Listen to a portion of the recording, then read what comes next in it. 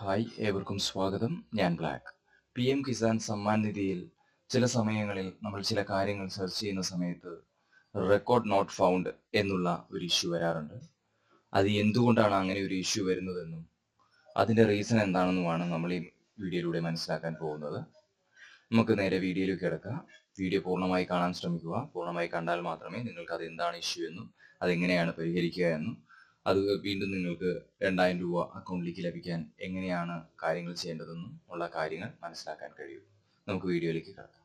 നമ്മൾ ഈ കാണിച്ചിരിക്കുന്നത് PM കിസാൻ സമ്മാൻ നിധിയുടെ ഹോം പേജ് ആണ്. ഒന്ന് താഴത്തേക്ക് സ്ക്രോൾ ചെയ്ത് കഴിഞ്ഞാൽ നമുക്ക് ഇതേപോലൊരു ഇന്റർഫേസ് വരും. ഈ ഇന്റർഫേസിൽ നോ യുവർ സ്റ്റാറ്റസ് എന്ന് പറഞ്ഞിട്ടുള്ള ഈ ഭാഗത്ത് ക്ലിക്ക് ചെയ്യുക. അപ്പോൾ നമുക്ക് ഇതേപോലെ ഒരു ഇന്റർഫേസ് ആണ് വരിക. ഈ ഇന്റർഫേസിൽ നമ്മുടെ രജിസ്ട്രേഷൻ നമ്പർ നിങ്ങൾക്ക് അറിയാമെങ്കിൽ രജിസ്ട്രേഷൻ നമ്പറും ക്യാപ്ചയും അടിച്ചുകൊണ്ട് നിങ്ങളുടെ ഡീറ്റെയിൽസ് ചെക്ക് ചെയ്യാവുന്നതാണ്. അതറിയാത്തവർ വന്നിട്ട് ഇവിടെ നോ യുവർ രജിസ്ട്രേഷൻ നമ്പർ എന്നുള്ള ഓപ്ഷൻ ഉണ്ട്. അതിൽ ക്ലിക്ക് ചെയ്ത് കഴിഞ്ഞാൽ ഇതേപോലൊരു ഓപ്ഷനിലേക്ക് നമുക്ക് വരാൻ പറ്റും. ഇവിടെ മൊബൈൽ നമ്പറും ആധാർ കാർഡും നമുക്ക് സെലക്ട് ചെയ്യാം. നമുക്ക് ആധാർ കാർഡ് നമ്പർ സെലക്ട് ചെയ്തിട്ട് ചെയ്യുന്നതാണ് ഏറ്റവും കൂടുതൽ നല്ലത്. ആധാർ കാർഡ് നമ്പർ സെലക്ട് ചെയ്ത് നമ്മൾ എൻ്റർ ചെയ്ത് ക്യാപ്ഷൻ കൊടുത്തു കഴിഞ്ഞാൽ താഴെ നിങ്ങളുടെ രജിസ്ട്രേഷൻ നമ്പർ വരും. ആ രജിസ്ട്രേഷൻ നമ്പർ കോപ്പി ചെയ്തിട്ട് മുമ്പത്തെ പേജിൽ തന്നെ പോയിട്ട് അവിടെ രജിസ്ട്രേഷൻ നമ്പർ പേസ്റ്റ് ചെയ്ത് നിങ്ങൾ സെർച്ച് ചെയ്ത് കഴിഞ്ഞാൽ നിങ്ങളുടെ ഡീറ്റെയിൽസ് വരുന്നതാണ്. നിങ്ങൾ ആ സമയത്ത് സെർച്ച് ചെയ്യുന്ന സമയത്ത് ഇതേപോലെ ഒരു ഇന്റർഫേസ് വരികയാണ്. You have not completed EKYC, please complete the EKYC process എന്ന് കാണിക്കും. അതായത് നിങ്ങൾ EKYC കംപ്ലീറ്റ് അല്ല എന്നുണ്ടെങ്കിൽ നിങ്ങൾക്ക് പേയ്മെന്റ് ലഭിക്കുന്നതല്ല. അതേപോലെ തന്നെ നിങ്ങളുടെ ഡീറ്റെയിൽസ് നിങ്ങൾക്ക് ചെക്ക് ചെയ്യാനും സാധിക്കില്ല. ഓക്കെ, അപ്പൊ നിങ്ങൾ ചെയ്യേണ്ടത് എന്താണെന്ന് വെച്ചാൽ വീണ്ടും ഈ ഇന്റർഫേസിലേക്ക് തന്നെ തിരിച്ചു വരാം. ഇവിടെ EKYC എന്നുള്ള ഈ ഭാഗത്ത് ക്ലിക്ക് ചെയ്യാം.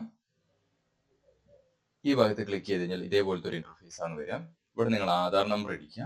ആധാർ നമ്പർ അടിച്ചിട്ട് നിങ്ങൾ കൊടുക്കുന്ന സമയത്ത് സെർച്ച് കൊടുക്കുക. സെർച്ച് കൊടുക്കുന്ന സമയത്തും ഇതേപോലെ നോ റെക്കോർഡ് ഫൗണ്ട്.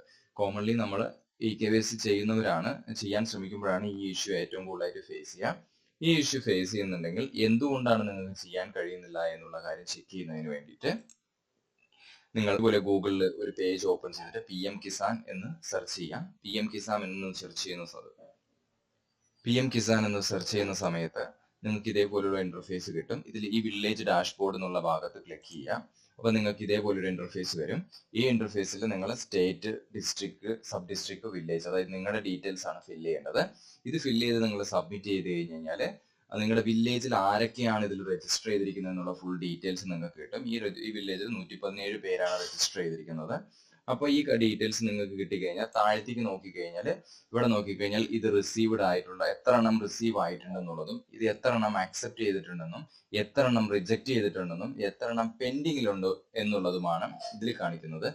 ഇതിൽ ഒന്ന് റിസീവ് ആയിട്ട് നിങ്ങൾ അക്സെപ്റ്റ് ചെയ്തിട്ടില്ലെങ്കിലും നിങ്ങളുടെ ലിസ്റ്റ് നിങ്ങൾക്ക് EKYC ചെയ്യാനും അതേപോലെ തന്നെ സ്റ്റാറ്റസ് ചെക്ക് ചെയ്യുമ്പോഴും നിങ്ങൾക്ക് സ്റ്റാറ്റസ് കിട്ടില്ല. സോ നിങ്ങൾ നിങ്ങളുടെ പേര് ഈ റിസീവ്ഡ് ലിസ്റ്റിലുണ്ടോ എന്ന് നിങ്ങൾ ചെക്ക് ചെയ്യണം. അതേപോലെ തന്നെ അക്സെപ്റ്റ് ആയ ലിസ്റ്റിലുണ്ടോ എന്നും ചെക്ക് ചെയ്യാം. അതേപോലെ നിങ്ങളുടെ പേര് റിജക്റ്റ് ആയിട്ടുണ്ടോ എന്ന് നോക്കുക. റിജക്റ്റ് ആയിട്ടുണ്ടെങ്കിൽ അതിന്റെ കാരണം എന്താണെന്ന് അതിൽ നോക്കുക. അതേപോലെ തന്നെ ഇതിൽ പെൻഡിങ്ങിലാണോ എന്നുള്ള ഡീറ്റെയിൽസ് നോക്കുക. ഇങ്ങനെയുള്ള ഡീറ്റെയിൽസ് മൊത്തം ഇതിൽ നിന്ന് നമ്മൾ സെർച്ച് ചെയ്ത് മനസ്സിലാക്കി കഴിഞ്ഞു കഴിഞ്ഞാൽ നമുക്ക് ഏകദേശം ഊഹിക്കാം എന്തുകൊണ്ടാണ് നമ്മുടെ ലിസ്റ്റ് നമുക്ക് EKYC ചെയ്യാനോ അതേപോലെ നമ്മുടെ സ്റ്റാറ്റസുകൾ മനസ്സിലാക്കാനോ കഴിയാത്തതെന്നുള്ളത്. ഇതിൽ റിസീവ്ഡിലാണെങ്കിലും അതേപോലെ തന്നെ റിജക്റ്റിലാണെങ്കിലും പെൻഡിങ്ങിലാണെങ്കിലും നമുക്കിത് മനസ്സിലാക്കാൻ കഴിയില്ല. അക്സെപ്റ്റഡ് ആണെങ്കിൽ മാത്രമേ നമുക്ക് നമ്മുടെ ഡീറ്റെയിൽസ് അവിടെ കിട്ടുകയുള്ളൂ. ഈ രണ്ടെണ്ണത്തിലുമാണെന്നുണ്ടെങ്കിൽ അതെങ്ങനെയാണ് അക്സെപ്റ്റ് ചെയ്യിക്കേണ്ടതെന്നും അതെങ്ങനെയാണ് റീപ്രോസസ് ചെയ്യേണ്ടതെന്നുള്ള ഡീറ്റെയിൽസ് കുറച്ച് വേറൊരു പ്രോസസ്സാണ്. ആ പ്രോസസ്സ് ഞാൻ നെക്സ്റ്റ് വീഡിയോയിൽ പറഞ്ഞു തരാം. ചാനൽ കാണുന്ന എല്ലാവരും ചാനൽ സബ്സ്ക്രൈബ് ചെയ്ത് സൂക്ഷിക്കാൻ മറക്കാതിരിക്കുക. നെക്സ്റ്റ് വീഡിയോയിൽ ഞാൻ ഇതിന്റെ ബാലൻസ് എങ്ങനെ ഇതിനെ അക്സെപ്റ്റ് ചെയ്യിക്കാം എന്നുള്ള ഡീറ്റെയിൽസ് അപ്ഡേറ്റ് ചെയ്യുന്നതാണ്. Thank you. ഇത് അട്ടപ്പാടിയിൽ നിർമ്മിച്ച് വിതരണം ചെയ്തു വരുന്ന പാരമ്പര്യ ഹെയർ ഓയിലാണ്. ഉപയോഗിക്കുന്ന ആദ്യ ബോട്ടിലിൽ തന്നെ നിങ്ങൾക്ക് റിസൾട്ട് മനസ്സിലാക്കാൻ സാധിക്കും. 100% മുടി കൊഴിച്ചിൽ നിൽക്കുന്നു. കൂടാതെ താരൻ, അകാലനര, പുഴുക്കടി എന്നിവയ്ക്കും പ്രതിവിധിയാണ്. ഓർഡർ ചെയ്യുന്നതിനായി ലിങ്ക് ഡിസ്ക്രിപ്ഷനിലും ബയോയിലും നൽകിയിട്ടുണ്ട്.